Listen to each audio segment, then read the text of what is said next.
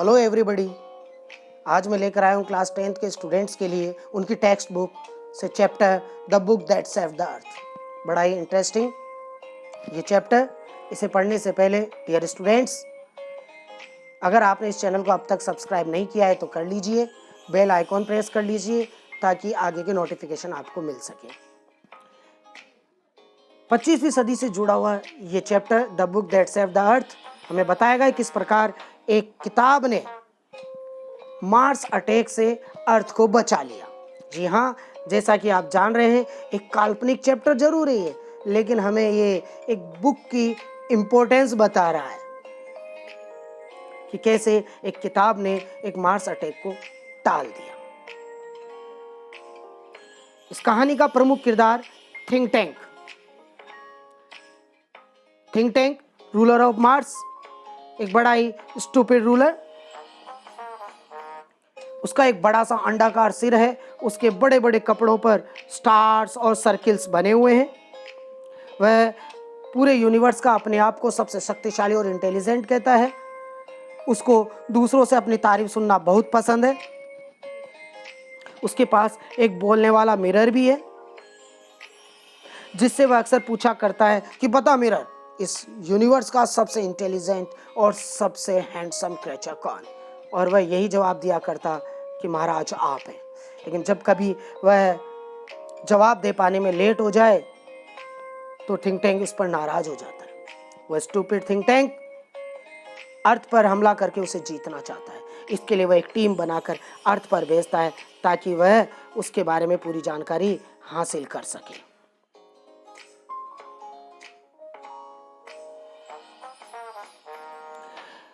Think tank गलतियों पे गलतियां करता रहता है और उसकी इन गलतियों को सुधारने का काम जो करता है वो है उसका अप्रेंटिस नूडल। अप्रेंटिस नूडल पूरे मार्स का सबसे इंटेलिजेंट क्रिएचर। वह थिंक टैंक को और उसकी टीम को सजेशंस देता रहता है कि क्या सही है और क्या नहीं है, क्योंकि उसे जानकारी अर्थ और अर्थलिंक्स के बारे में। जो टीम थिंक टैंक ने अर्थ पर भेजी उसमें शामिल है कैप्टन ओमेगा, लेफ्टिनेंट आयोटा और सर्जेंट ऊप, जो किस्मत से पृथ्वी पर एक लाइब्रेरी में पहुंच जाते हैं जिसके बारे में उन्हें कोई जानकारी नहीं होती है। वो किताबों को पहली बार देख रहे होते हैं। आइए अब जानते हैं समरी ऑफ द स्टोरी।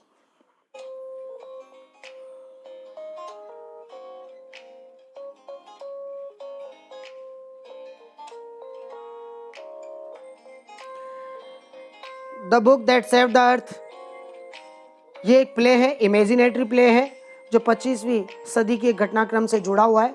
ये प्ले हमें बताता है कि किस प्रकार एक किताब ने मार्स अटैक से अर्थ को बचा लिया। थिंक टैंक, जो कि मार्स का रूलर है, अपने आप को सबसे ब्रिलियंट कहता है। वह एक टीम बनाकर ओमेगा, आयोटा और रूप की अर्थ पर भेजता है ताकि यहाँ की जानकारी उसे हासिल हो सके।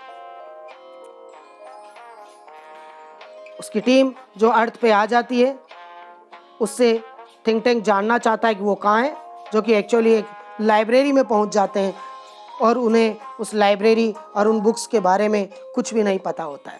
थिंक टैंक से जब वो सजेशन मांगते हैं कि वो इस बारे में क्या कहते हैं, तो वह कहता है कि जिस जगह पर वो हैं वो एक रेफ्रेशमेंट स्टोर है। मूर्ख थिंक टैंक ने लाइब्रेरी को ढाबा समझ लिया और वहां रखी किताबों को सैंडविच कह देता है। अपने इस ओपिनियन को सही साबित करने के लिए अपनी टीम को वह एक किताब को खाने का ऑर्डर दे देता है। आदेश की पालना करते हुए सबसे जूनियर ऊप अनविलिंगली एक किताब का कोना काट लेता है, उसे खाता है। ये सब देखकर इंटेलिजेंट नूडल इंटरफेयर करता है और थिंक टैंक को सजेस्ट करता है कि महाराज, ये जो सैंडविच है ये खाने के लिए नहीं बल्कि कम्युनिकेशन के लिए है। थिंक टैंक ने इस पर अपनी टीम को आदेश दिया कि वह उन किताबों को उठाकर उन्हें सुने। उसने उन किताबों को एक सुनने वाली डिवाइस समझ लिया, लेकिन इसमें भी उसकी टीम असफल रही क्योंकि किताबें कहाँ कुछ बोलने वाली थी। नूडल ने फिर इंटरफेयर किया और कहा कि महाराज, ये सैंडविचेस कम्युनिकेशन डिवाइस है, लेकिन ये सुनने के लिए नहीं बल्कि देखकर पढ़ने के लिए। इस पर थिंक टैंक ने इस जानकारी का श्रेय स्वयं लेते हुए फिर से ऑर्डर दिया उन किताबों को उठाकर पढ़ने का। कैप्टन ओमेगा के द्वारा ऑर्डर पाकर वहां रखी सबसे बड़ी किताब उठा ली जाती है जिसका नाम है मदर गूज, जो एक्चुअली एक नर्सरी राइम बुक है, लेकिन उसमें लैंग्वेज जो लिखी हुई है वह तो उन्हें आती ही नहीं है। वो तो बुक्स के बारे में नहीं जानते तो उनकी लैंग्वेज के बारे में कहां से कुछ जानेंगे। उनके जब कुछ भी समझ में नहीं आ रहा होता है तो नूडल फिर से सजेस्ट करता है अपने थिंक टैंक से कि महाराज, हमारे केमिकल डिपार्टमेंट ने हमारी टीम को कुछ विटामिन की गोलियां दी है, अगर वो उनका सेवन कर ले तो उनकी इंटेलिजेंस इंक्रीज हो जाएगी और वह उसे पढ़ पाएंगे।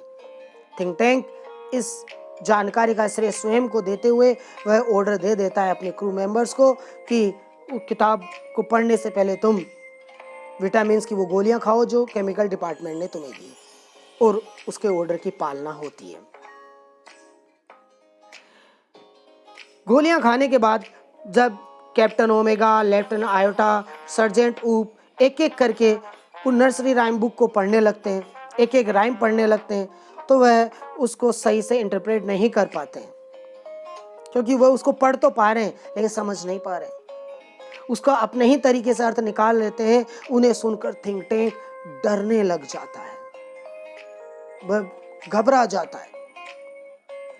जब थर्ड पोएम पढ़ी जाती है जो कि हम्टी डम्टी की थी, हम्टी डम्टी जिसकी पोएम हमने छोटी क्लास में पढ़ रखी है कि कैसे एक हम्टी डम्टी नाम का एक मोटा सा बलून शेप हेड वाला एक व्यक्ति दीवार से गिर जाता है, जिसे उठाने के लिए राजा और उसके सैनिक आ जाते हैं लेकिन वो उठ नहीं पाता है। ये पिक्चर देखकर और हम्टी डम्टी की पिक्चर देखकर थिंक टैंक डर जाता है कि ये तो उल्टा उस पर और उसके मार्स पर हमला होने वाला है। तुरंत ही उसने अपनी उस योजना को रद्द कर दिया होता है अर्थ पर हमला करने की।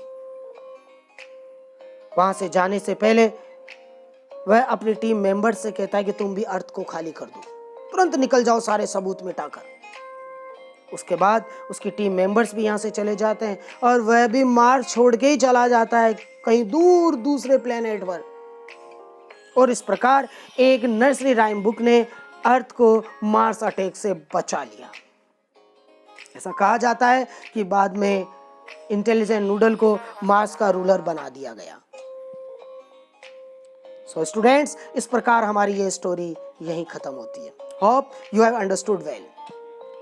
बड़ा आनंद भी आया होगा इस इमेजिनेटरी स्टोरी में, लेकिन यहाँ इस मैसेज को ध्यान दीजिए कि किताबें कितनी वैल्यूएबल है। किताबों का सही अर्थ समझना ही हमारे लिए भविष्य में सफलता ला सकता है।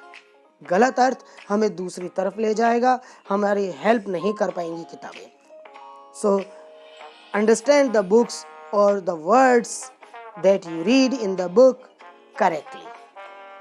That's all for today. Thank you, students.